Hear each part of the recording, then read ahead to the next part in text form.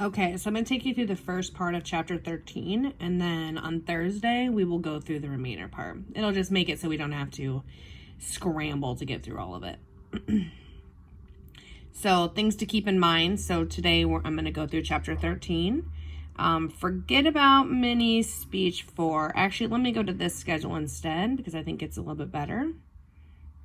Oh, maybe not. I apologize. Okay, so forget about mini speech 4 this week. So we'll go through chapter 13 on Thursday, the remainder of it. We'll go through part of it right now.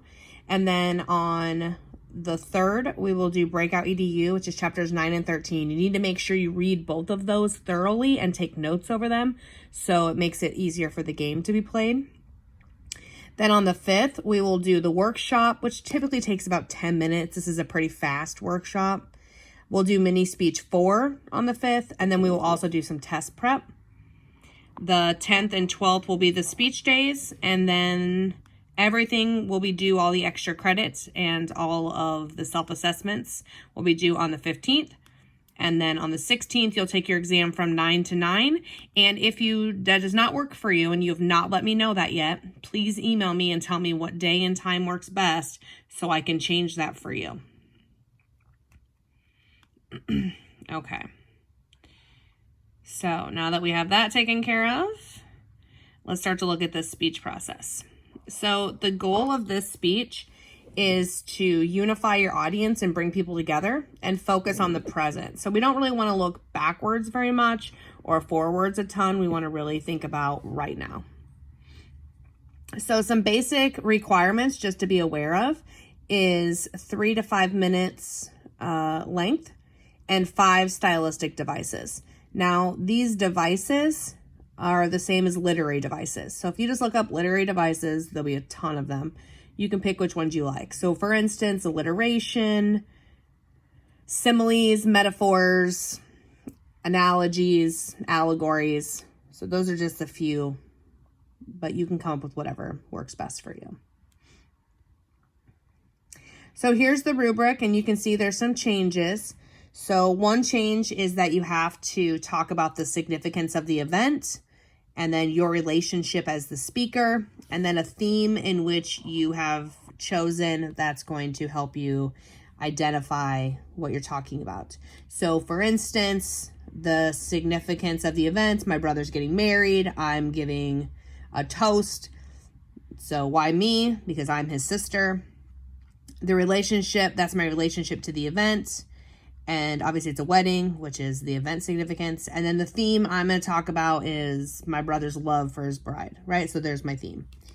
So that's just my intro. Then in the structure or the body, then you need to have your occasional adaptation, which basically just means that you're including everybody. So you're just saying, we all are here today because my brother's getting married, right? So just including everyone. Next is your stylistic devices. You need to have 5 of those so you can see that's where those are going to fall into play. Massive inclusiveness just means that I feel like we all should be at this event, right? You're including all of us. And then the last one in the body is your theme magnification. What this means is that theme needs to be said 5 times. You're going to say it once in the intro, you're going to say it in each of the body paragraphs, and then you're going to say it last in the conclusion. You're going to have 3 reasons why love is important between my brother and his wife, right? So that would be my piece of that. Then last is the occasional remembrance. So once again, just telling us why we're here. And then your well-chosen closing. So some play on words, something to leave us with something to think about. And then the last change is this idea of style. And basically, that's the flair you put on it. So how you incorporate movement or how you incorporate different words into your speech. So these special occasion speeches need to do 3 things. They need to meet the expectations of the occasion. They need to focus on a central theme, and they need to be stylistically creative. Now, with this, there's 4 different types of purpose statements, and you'll pick which one fits the best for you. So you may be entertaining us, you may be celebrating, you may be commemorating, or you may be inspiring. So you will pick which one of those is the best for the speech you're giving. Eulogize, it could be to entertain because maybe you're talking about tennis shoes, right? So you can play on that however you want to. All right, sorry about that. Here's the remainder of it. So let's take our first topic. So let's say my topic is my favorite tennis shoes. And I want to give a eulogy because I just think that would be fun. And my purpose is to entertain. Okay? That's perfectly acceptable. So you can think about what you want to do for your speech. Next, I need to think about my theme.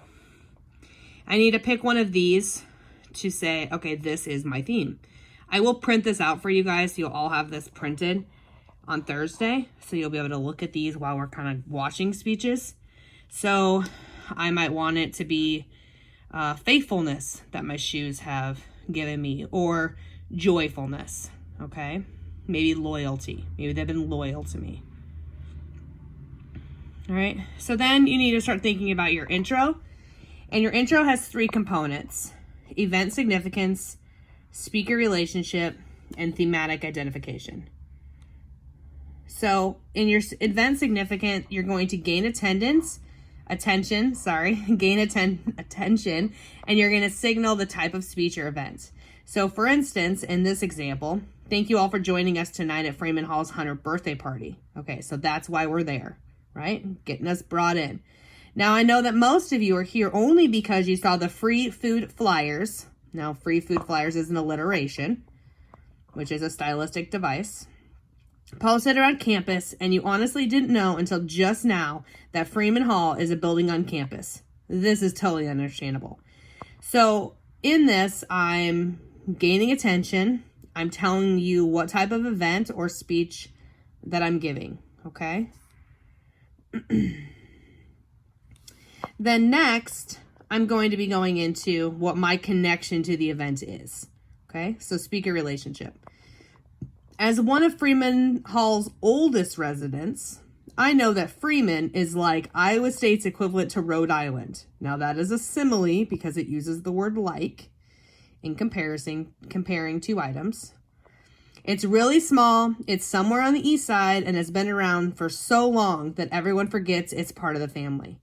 So now I'm adding some flair, some fun into what I'm talking about. Next, I'm going to talk and say my thematic identification. So I'm going to state my theme and I'm going to connect it to the topic. So for instance here, although Freeman is not well known, its walls have witnessed, right now that's personification, many great events in the last century. Tonight, I would like to take a few minutes to announce Freeman's most remarkable achievement, and then I will share one of the most memorable moments from recent years. So most memorable moments is another alliteration, all right? And the theme is achievement, right?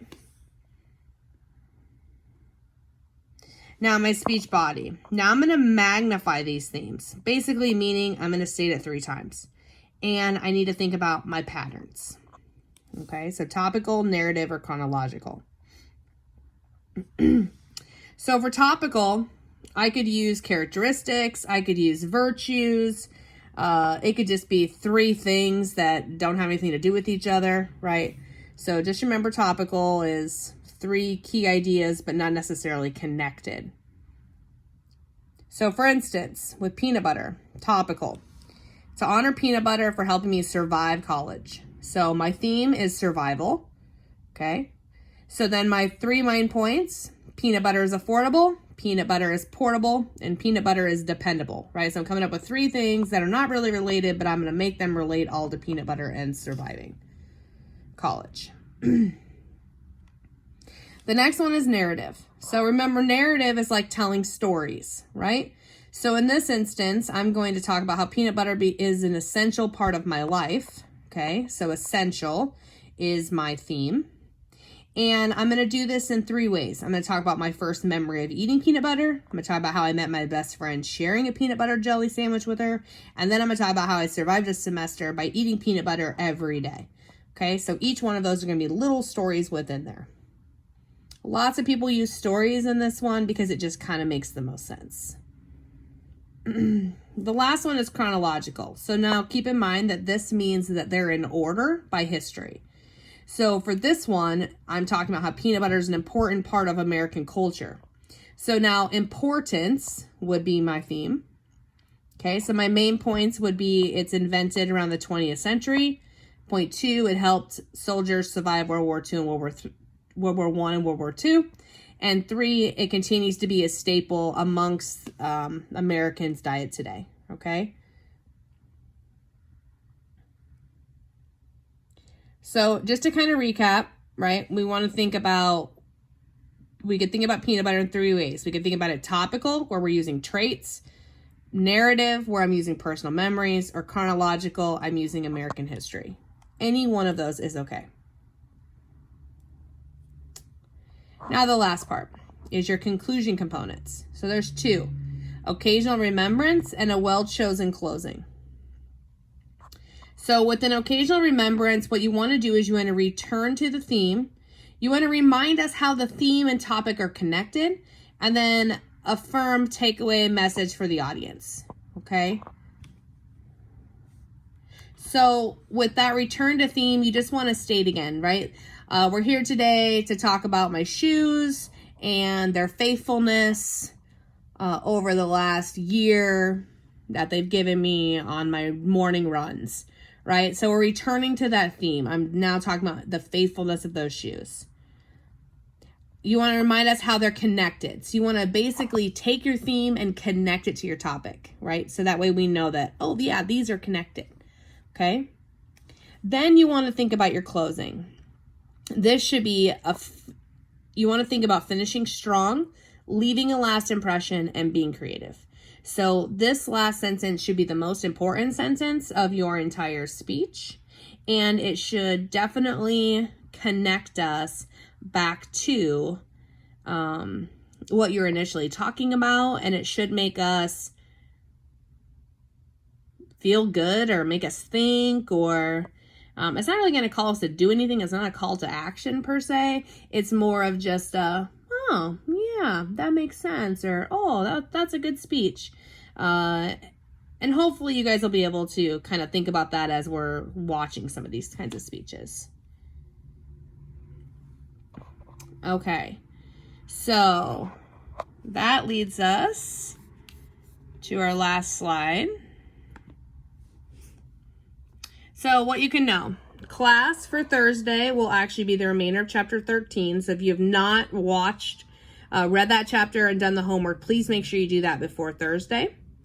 On the 3rd, we'll do a breakout EDU, chapters 9 and 13 together. Please make sure you take notes and read both of those thoroughly. It'll make the game go smoother and you'll have a chance to win it. The 5th will be a workshop day, a mini speech 4 day, and then a little bit of test prep. Then that following week we'll do the special occasion speeches, and then we're done until you guys take the final. So if you have any questions, please let me know.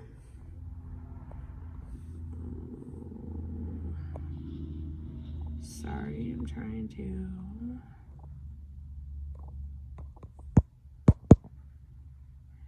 All right, well, if you guys have any questions, please let me know. I can't turn the camera around, I apologize. But we will see you guys in class on Thursday. And thanks for taking the time to watch this. Have a good day. Bye-bye.